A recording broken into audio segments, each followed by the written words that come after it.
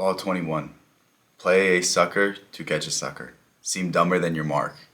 And this chapter is like a hilarious one because it just, Robert Greene talks about people that got bamboozled throughout history, and the stories are all hilarious. Basically, like, just people getting over on some of the richest, most dangerous people who ever lived. Like, I mean, how could that not be entertaining? But what I want you to start understanding is it never benefits you to be the smartest person in the room. It never benefits you to know absolutely everything. And especially when you're on the lower rungs of, the corporate ladder, or you're not respected as you should be because you're just young and, you're ambitious, but you don't have the credentials. And it's hard to walk into a room, know something, and correct somebody that's above you and still have your job and still have your position and not foster resentment. So what I want you to start understanding is it's not that you have to play dumb. It's just you might want to hold back. You might just want to hear this other person's perspective. You might want to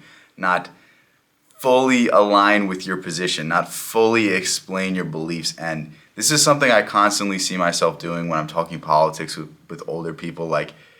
It's frustrating because, as somebody who has read the Constitution, knows about, your constitutional rights, this, and this, most people don't even understand that we don't live in a democracy in America. It's a representative republic. And if they say democracy, then they know nothing about politics. And it's very frustrating that if you hear this, I won't correct people. I won't say anything. I'll just listen to their opinion. I'll listen to the things that they're saying. And then, you know what? I'll try to steer them in the right direction. I'll try to find common ground. I'll try to get them looking at some things that maybe they should worry about instead of, oh, this politician's the worst person ever. I was doing this at work the other day when somebody was telling me about how awful Donald Trump was. And I'm like, yeah, but, Pelosi, she's doing some weird stuff with insider trading. That might be something that people should look into. And it's frustrating because when you bring up points like this, if people don't immediately find a common ground, it's not even worth it. And it's not even worth engaging in a conversation because all you're going to do is just talk and get nowhere. So this is something that I feel like we have to do more and more, especially as people's sensibilities get weaker and weaker and they get more upset about, just knowing things. Let's face it, people's egos have never been so fragile. People's sense of self, people's sense of belonging have never been so weak. And we need to not necessarily take advantage of this, but just understand that knowing everything is not beneficial. I can walk into any room and I know more on most subjects than most people. I don't tell people I know more than most people. I don't correct them. I don't say this. I don't say that because, frankly, I'm not going to convince them. There's another rule where it's just show by example. It's the same thing.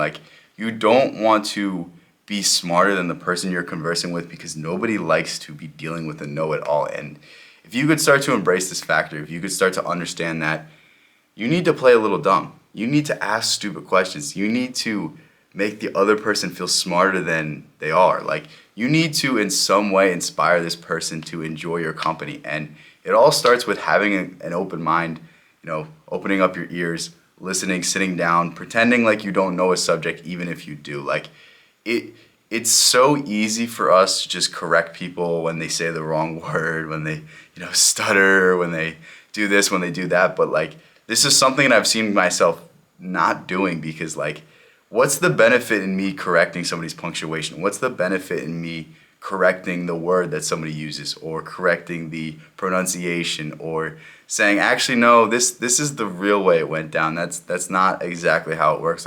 There's no benefit to me doing that. All I do is destroy the conversation, destroy the rapport I have with the person. And honestly, since I've stopped doing this, I feel like my communication skills have just 10x'd, and it's a lot easier for me to just have simple conversations with people. So I want you to start applying this law into your life because I'm not saying you have to use it to take advantage of people, but just understand that when you're the smartest person in the room, nobody wants to talk to you.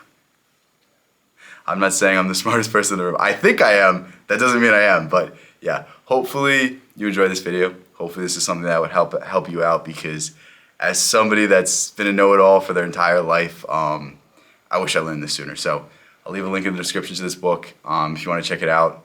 Tremendous book, one of my favorite books to read. And yeah, thank you so much for making it this far. I will catch you in the next one.